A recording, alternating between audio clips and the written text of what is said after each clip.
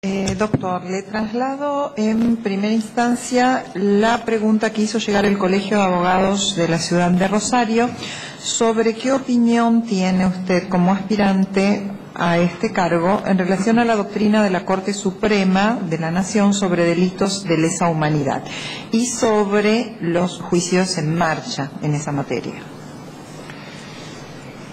Bueno, la doctrina de la Corte, que consideró la imprescriptibilidad de los delitos de lesa humanidad, tiene varios fundamentos jurídicos. Uno, el central, es la aplicación directa del jus cogens en esta materia y la inconstitucionalidad de las leyes de obediencia debida y punto final. Yo digo, no voy a entrar en detalle en la cuestión jurídica, sino que creo que lo importante es el anclaje que tiene ese andamiaje normativo que realiza la Corte con la necesidad de evitar la impunidad.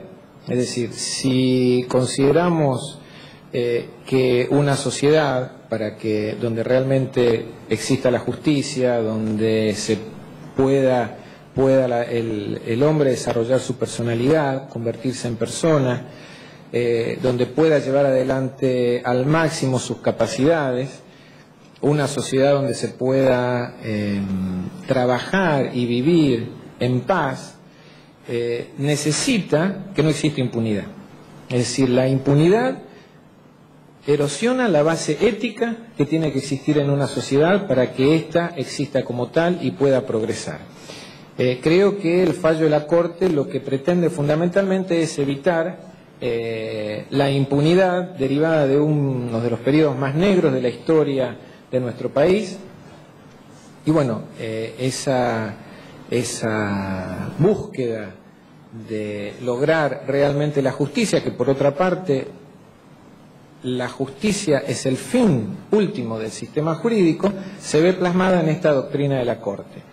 Y bueno, respecto a los juicios en curso de delitos de lesa humanidad, están directamente relacionados con esta doctrina de la Corte y se llevan adelante. Quizás hay toda una discusión respecto a la necesidad de concentración de esos juicios a los fines de lograr una resolución más rápida. Hay quienes plantean que están demorados, pero en definitiva, digamos, esto último que sería bueno, porque mientras antes se logre la solución, es decir, mientras antes se expida la justicia, mejor, porque la sociedad mejor lo ve y es una etapa que se va cerrando, es decir, se van precluyendo deudas históricas que son necesarias. Bueno, esto es una cuestión que obviamente tendrá que resolverse mediante una conformación de una organización especial para el tratamiento en conjunto de todo este tipo de juicio, que necesita todo un andamiaje también de resolución de la Corte, de infraestructura, e incluso estimo yo que un basamento en una ley por el tema del juez natural, ¿no? Bien, ¿qué incidencia tiene, según usted, en la función de un juez de Cámara, el fenómeno de la constitucionalización del derecho privado?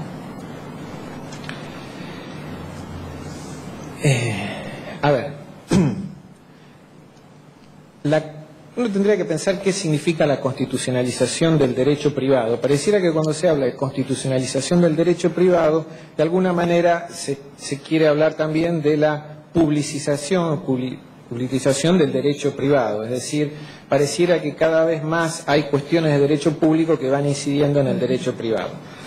También tengo toda una cuestión si sigue vigente o es antigua esta división entre derecho público y derecho privado y demás. Yo creo que la cuestión pasa porque la Constitución establece, por decirlo de alguna manera, el contrato social, sin entrar en la cuestión de si somos contractualistas o no somos contractualistas, pero para poder explayarme. Es decir, ahí están los basamentos en función de los cuales existe la sociedad argentina, y de ellos dentro de esos basamentos están los derechos fundamentales que se protegen. Estos derechos fundamentales, los derechos humanos, que hoy prácticamente devienen además en principios, además de en derechos, en la terminología del Lexi, ¿no es cierto?, en la distinción entre reglas y principios. Esta cuestión de la teoría del Lexi tiene un impacto importante en las sentencias de la Corte. Hoy la Corte permanentemente está hablando de los principios, de la ponderación, de la distinción entre reglas, de que las reglas entre sí se autoexcluyen. En cambio, los principios se ponderan, pero también los principios son los que determinan qué sistema de reglas se aplica o no, cuando estos principios están en tensión, porque no es que se anulen, los principios nunca se anulan uno con otro, sino que entran en tensión en relación al caso, y en la ponderación tengo que resolver cuál aplico o cuál no. Esto es una tarea que debe realizar siempre el juez, no solo el juez de cámara. El juez siempre está, aunque incluso a veces no lo diga, ponderando principios, estableciendo qué reglas se aplican o no al caso concreto. Dentro de esos principios, dentro de esos derechos fundamentales están los constitucionales. Yo, por más que mi área de competencia sea la del derecho privado, no puedo ignorar la existencia de estos derechos humanos como parte de la estructura del derecho público. Si yo tengo el derecho a la salud como tal, no puedo dejar de tenerlo en consideración cuando estoy analizando una cuestión de derecho privado. Si yo tengo que en la estructura constitucional el valor más importante es el valor vida, porque esto es así, más allá de algunas derivaciones que parecieran contrario en la legislación derivada, lo que lleva a la declaración de la inconstitucionalidad, digo, pero si lo más importante es el valor vida, yo lo tengo que tener previsto cuando voy a resolver una cuestión de derecho privado. Si el valor vida es lo más importante, si el derecho a la salud es un derecho humano, el ejemplo lo voy a dar en función del tribunal colegiado al que pertenezco en este momento. La prioridad de paso establecida en la ley nacional de tránsito adoptada por nuestra provincia es absoluta y es absoluta. ¿Por qué es absoluta y debe mantenerse así? Porque está fundada en un principio de prevención que surge de la misma estructura de la ley. ¿Y ese principio de prevención cuál es? Prevenir el accidente de tránsito, ¿para qué? Para proteger la vida. Entonces, si todo el mundo respetara a ultranza la prioridad de paso por la derecha, más allá de las excepciones normativas que el propio artículo establece, como cuando hay un semáforo, cuando el semáforo no va a la prioridad de paso, pero si todo el mundo la respetara, si todo el mundo frenara cuando llega a la bocacalle con prioridad de paso por la derecha, evidentemente la cantidad de accidentes de tránsito serían inferiores. Entonces, yo no puedo válidamente entender que hay alguna forma de decir que esa prioridad de paso absoluta cede, salvo las excepciones normativas establecidas en la ley, sin afectar ese principio constitucional de protección de la vida. Entonces, toda cuestión de derecho privado, toda cuestión que resuelvo tiene que estar basada pensando en la estructura constitucional, porque si no es renegar del sistema. El sistema está estructurado así, desde la Constitución hacia abajo. Y toda la legislación derivada tiene su fundamento en esta cuestión.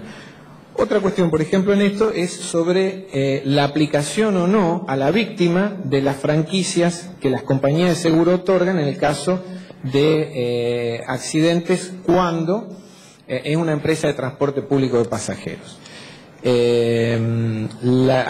Un plenario barrio de la Cámara Nacional Civil estableció que era inaplicable.